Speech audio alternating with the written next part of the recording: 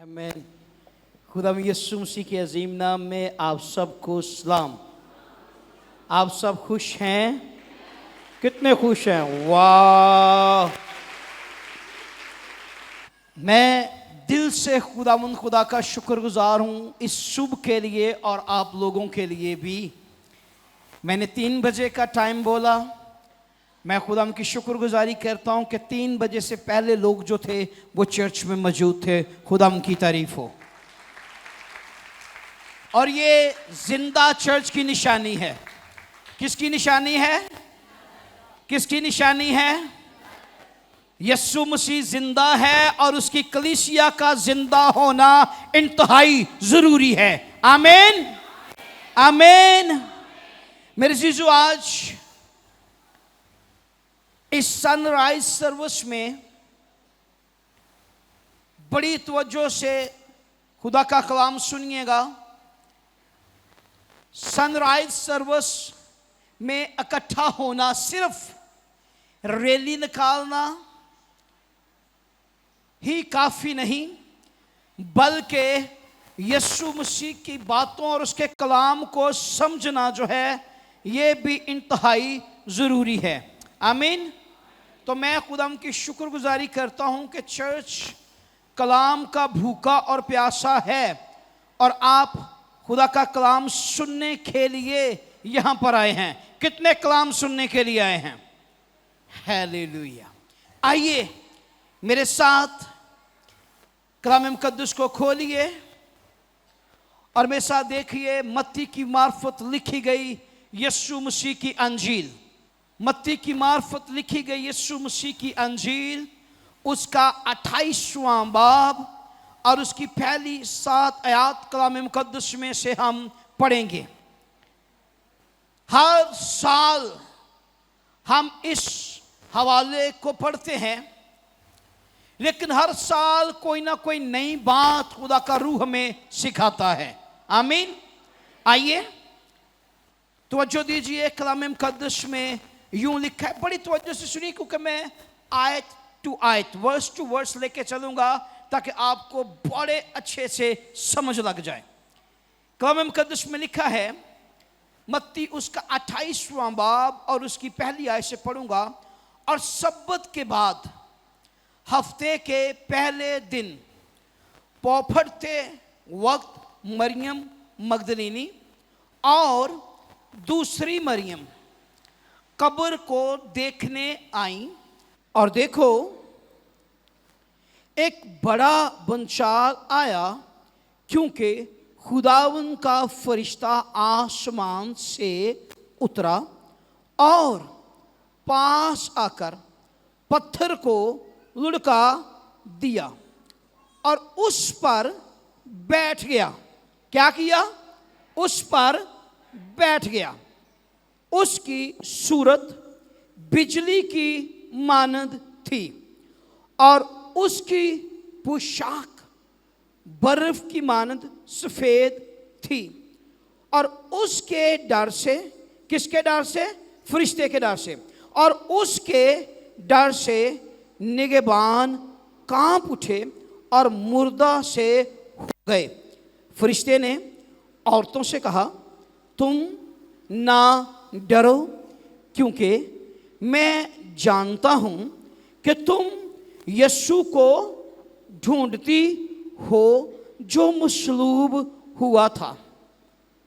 वो यहां नहीं। क्या कहता फरिश्ता?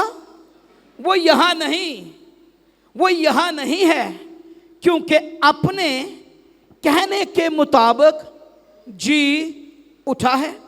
आओ ये जगह देखो। क्या कहने लगा? आओ ये जगह देखो जहां खुदावंद पड़ा था। खुदा के कलाम के पढ़ने, खुदा के कलाम को सुनने और इस पर अमल करने वालों के लिए खुदावंद से बरकत चाहते हैं। आमीन। सब बोलिए आमीन। 7वीं आयत जो है, आप इसको थोड़ा सा आगे जाके मैं पढ़ूंगा क्योंकि जाके आपने खुशखबरी देनी है। आमीन। 7वीं आयत में लिखा है कि क्या करो? और जल्द जाकर उसके शागिर्दों को। ये अगली बात है, पहले यहाँ तक क्या है हम जगह देख लें जहाँ पर फरिश्ता कहता कि आओ जगह देखो जहाँ पर वो पड़ा था। आइए ज़रा तवज्जो से खुदा का कलाम सुनिए, आपको सच में ईस्टर की समझ आज आ जाएगी। आमीन। सबसे पहली बात, हफ्ते का पहला दिन। कौन सा दिन? हफ्ते का पहला दिन। बहुत सारे लोग आज तक कंफ्यूज हैं कि हफ्ते का पहला दिन है कौन सा। याद रखिए, यहूदी कैलेंडर के मुताबिक, किन के मुताबिक? यहूदी कैलेंडर के मुताबिक हफ्ते का पहला दिन कौन सा है? इतवार का। यहूदी कैलेंडर के मुताबिक हफ्ते का पहला दिन कौन सा है? इतवार का। कौन सा है पहला दिन हफ्ते का?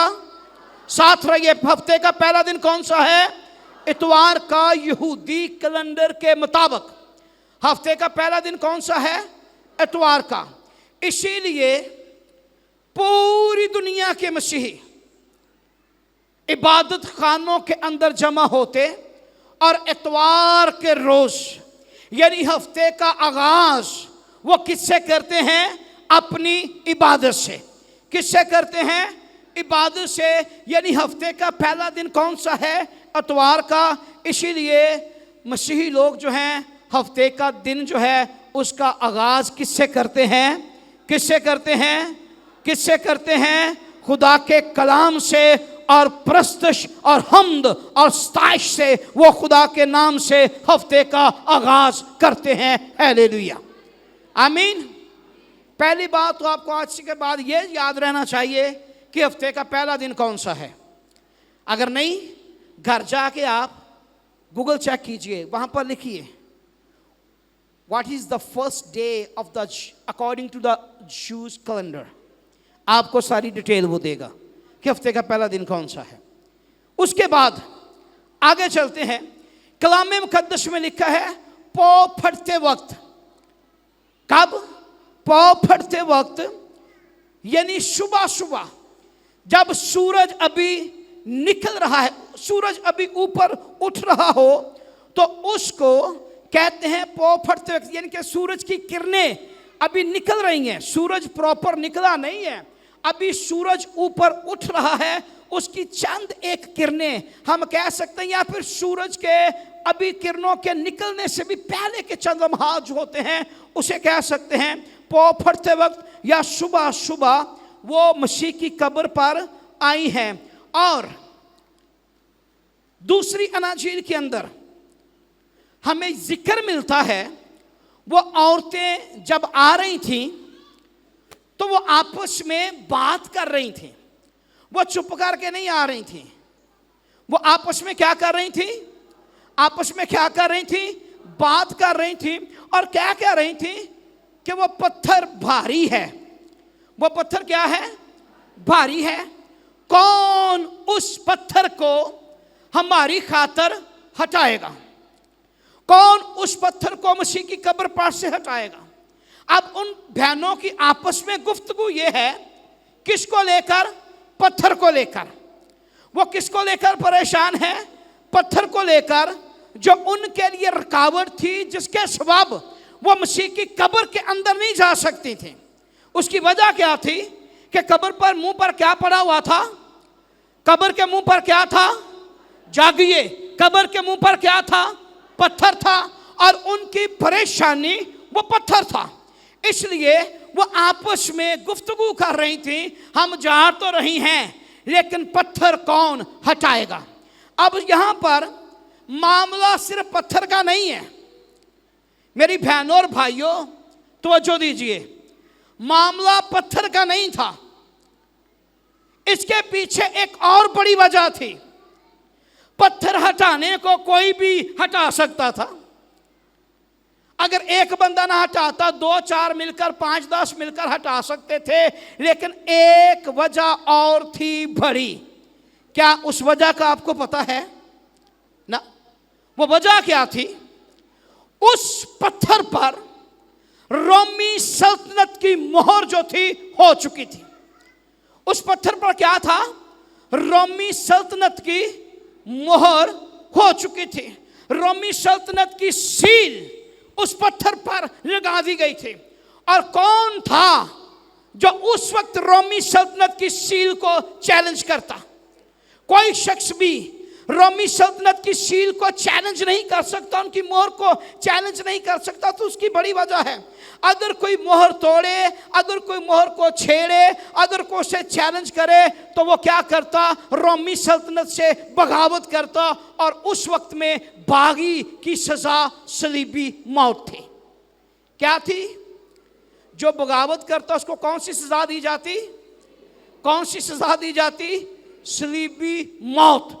उसको सजा दी जाती मौत की, और वो आम मौत नहीं बल्कि सलीबी मौत। अब लोग इस बात से भी खौफजदा थे, लेकिन कलाम मुकद्दस में लिखा है रोमी सल्तनत की मोहर को कोई दूसरा चैलेंज नहीं कर सकता था, बल्कि कलाम मुकद्दस में लिखा है कि देखो एक बड़ा भूचाल आया है। इंसान उस दौर में, उस दौर के वक्त सील तोड़ नहीं सकते। अब खुदा एक बड़ा काम कर रहा है। कलाम में लिखा है एक बड़ा भूचाल आया, और आसमान से कौन उतरा है? खुदा का फरिश्ता। कौन उतरा है? खुदा का फरिश्ता। और एक बड़ा भूचाल आया है। बाइबल मुकद्दस में भूचाल पहले भी आए हैं। जब भी इस तरह का भूचाल आया है, उस वक्त पाक रूह ने कुछ खास काम किया है। अगर आप कैद खाना की बात करें, तो उस वक्त खुदा के लोग कैद खाना के अंदर थे। कलाम मुकद्दस में लिखा है तब भी एक बड़ा भूचाल आया, उसने कैद खाना की नींव को क्या कर दिया? हिला के रख दिया। अभी भी एक बड़ा भूचाल आया है, और उस भूचाल में हम देखते हैं कि कलाम में लिखा है खुदा का फरिश्ता उतरा है, और उसने आके क्या किया है? पत्थर को क्या किया है? पत्थर को लुढ़का दिया है, पत्थर को हटा दिया है, पत्थर को कब्र के मुंह से क्या कर दिया है? हटा दिया है, और कब्र को खोल दिया है। सिर्फ इतना ही नहीं किया, बल्कि कलाम में लिखा है कि वो पत्थर पर क्या हो गया है? वो बैठ ही गया है। वो उसने क्या किया? कब्र से पत्थर को हटा के पत्थर पर बैठ गया। उसने कब्जा ही कर लिया पत्थर पर। क्या कर लिया है? कब्जा ही कर लिया है। अगर कोई बंदा किसी की कुर्सी पर बैठ जाए तो उसका मतलब पता क्या होता है? उसने मेरी कुर्सी पे क्या कर लिया है? कब्जा कर लिया है। अब पत्थर किनका था? रोमी सल्तनत वालों का। उस पर मोहर किनकी थी? रोमी सल्तनत की। इसका मतलब है पत्थर रखवाया किन्होंने? रोमी सल्तनत ने। मोहर किनकी? रोमी सल्तनत की। लेकिन कलाम में लिखा है खुदा का फरिश्ता। किसका फरिश्ता? खुदा का फरिश्ता। उसने रोमी सल्तनत को चैलेंज भी किया है, उसने मोहर भी तोड़ी है, उनका पत्थर भी हटाया है, और पत्थर पर बैठ के ये बताया है कि बादशाही तुम्हारी नहीं बल्कि बादशाही बादशाहों के बादशाह की है। उसने मुझे भेजा है। क्या किया है? उसने मुझे भेजा है। उसने ऊपर बैठ के बताया है तुमने तो सिर्फ इसे रखा था, मैंने इसे हटा भी दिया है, अब मैं इस पर बैठ भी गया हूं, यह साबित करने के लिए कि तुम्हारी बादशाह के ऊपर भी एक बादशाह है, और वो लश्करों का खुदा है। हालेलुया, आमीन, आमीन। इसके बाद हम देखते हैं पत्थर भी हट गया, फरिश्ता भी बैठ गया। अब गौर करते हैं हम चर्च पर। ये तो बातें थी मरियम मगदलीनी की और दूसरी मरियम की, लेकिन अब बात करते हैं हम अपने चर्च की। किसकी बात करते हैं? हम बात करते हैं चर्च की, कि वो पत्थर तो हट गया, लेकिन आज चर्च कलीसिया की जिंदगी के अंदर भी बेशुमार पत्थर हैं। हर रोज आप में से खानदान के अंदर कई दफा बहनें, भाई, हस्बैंड, वाइफ, रिश्तेदार बैठ के जिंदगी के पत्थरों को डिस्कस करते हैं। वो औरतें कब्र के पत्थर पर बात कर रही थी, उसे डिस्कस कर रही थी कौन हटाएगा। आप में से कई ऐसे खानदान हैं, हर रोज जो शाम को खाना खाते वक्त बैठ जाते होंगे, दोपहर को बैठते होंगे, सुबह भी बैठते होंगे, अपने बच्चों की जिंदगी को लेकर परेशान, अपने खानदान को लेकर परेशान, मियाँ बीवी की अजदवाजी जिंदगी को लेकर परेशान, लड़ाई झगड़े के पत्थर, गुर्बत के पत्थर, बेरोजगारी के पत्थर, बीमारियों के पत्थर, बदरूहों के पत्थर, जादूगरों के पत्थर और तरह तरह से पत्थर हमारी जिंदगी के अंदर हैं। कभी आपने इस बात पर गौर किया है? हम डिस्कस तो करते रहते हैं, कौन हटाएगा। वो औरतें डिस्कस करती रहीं, कौन हटाएगा हमारे लिए इस पत्थर को। हम घर में बैठे इस बात पर तो गौर करते रहते हैं, कौन हटाएगा मेरे लिए और मेरे बच्चों की जिंदगी में से इस पत्थर को। लेकिन कभी आपने मेरी बहनों और भाइयों इस बात पर गौर किया हो, वो खुदा जिसने कब्र के पत्थर को हटाने के लिए अपने फरिश्ते को भेजा, तवज्जो दीजिए, वो खुदा जिसने कब्र के पत्थर को हटाने के लिए अपने फरिश्ते को भेजा, उसी खुदा ने अपने बेटे यीशु मसीह को दुनिया में भेजा ताकि मेरी और आपकी जिंदगी के पत्थरों को हटाए, हमारे राहों को हमवार करे, हमें क्लियर करे और हमारे लिए राह तैयार हो ताकि हमारी जिंदगियों में आसानी पैदा हो सके। जिस खुदा ने फरिश्ता भेजा, उसी खुदा ने अपने बेटे यीशु मसीह को दुनिया में भेजा, क्योंकि वो नहीं चाहता था कि ये पत्थर हमारी जिंदगियों में अटके रहे। ना वो हमारी जिंदगी में दुख देखना चाहता है, ना बीमारी देखना चाहता है, ना गम देखना चाहता है, ना आंसू देखना चाहता है, ना खानदानों के अंदर अफरा तफरी देखना चाहता है, ना वो ये देखना चाहता है कि उसके लोग गुनाह के अंदर मर जाएं। इसीलिए तो उसने अपने बेटे को भेजा ताकि हमारी जिंदगियों में से हर तरह के पत्थर को निकाले और हमें हमेशा की जिंदगी जो है वो बख्श सके। हालेलुया। आसमान से फरिश्ता उतरा है, लेकिन याद रखिए मेरा और आपका निजात दहिंदा यीशु मसीह बाप ने दुनिया में इसलिए भेजा ताकि हमारी जिंदगियां जो हैं इनके अंदर आसानी पैदा हो सके। आमीन आमीन। इसलिए आज शुभ आपके लिए ये पैगाम है, आपके लिए ये मैसेज है कि आज अपनी अपनी जिंदगी के हर एक उस पत्थर पर गौर कीजिए जो आपके और आपके बच्चों की जिंदगी में रुकावट बना हुआ है। अगर कोई पत्थर है तो उन औरतों की तरह आज खुदा के हुजूर में इस बात को डिस्कस कीजिए। अगर कोई पत्थर है तो उन औरतों की तरह आज खुदा के हुजूर में मिन्नत कीजिए कि जिस तरह उस पत्थर को हटाने के लिए तूने आसमान से फरिश्ते को भेजा, मैं ईमान रखता हूं, मैं ईमान रखती हूं, कहिए कि मेरी निजात के लिए, मेरी मुश्किल को हल करने के लिए तूने अपने बेटे को भेजा है। अब मुझे इस मुश्किल से निकाल। याद रखिए उस फरिश्ते ने उन्हें जो बात कही उस पर भी गौर करें। ये तो बात थी पत्थर हटा दिया गया, ये तो बात थी पत्थर के ऊपर फरिश्ता बैठ गया, ये तो बात थी कि उसने उनके लिए उस जगह को क्लियर कर दिया। लेकिन एक बड़ा पैगाम जो उसने उन्हें दिया, और वो पैगाम क्या था कि तुम जिंदा को मुर्दों में क्यों ढूंढती हो। तुम जिंदा को मुर्दों में क्यों ढूंढती हो। वो अपने कहने के मुताबिक, कैसे? वो अपने कहने के मुताबिक जी उठा है।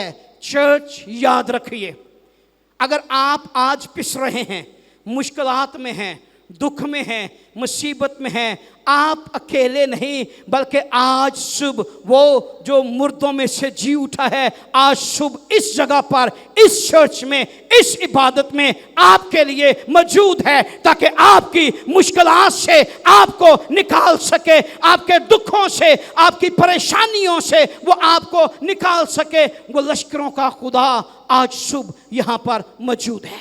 आमीन, आमीन। इसलिए आज ये वक्त है, इस ईस्टर के मौका पर, सुबह के इस आगाज में अपनी उन सारी मुश्किलात को खुदा के हजूर में रखिए, क्योंकि वो मेरे लिए और आपके लिए मुर्दों में से जी उठा है, वो जिंदा है और अब्दुलाबाद जिंदा रहेगा। हालेलुया, आमीन, आमीन। Praise the Lord. खुदावंद आप सबको बहुत बरकत दे। और आखिर में मैं ये कहना चाहता हूँ, मेरी तरफ से, मेरे घराने की तरफ से, प्रेज टीवी की सारी टीम की तरफ से, चर्च की तरफ से आप सभी को ईद क़यामतुल मसीह मुबारक हो।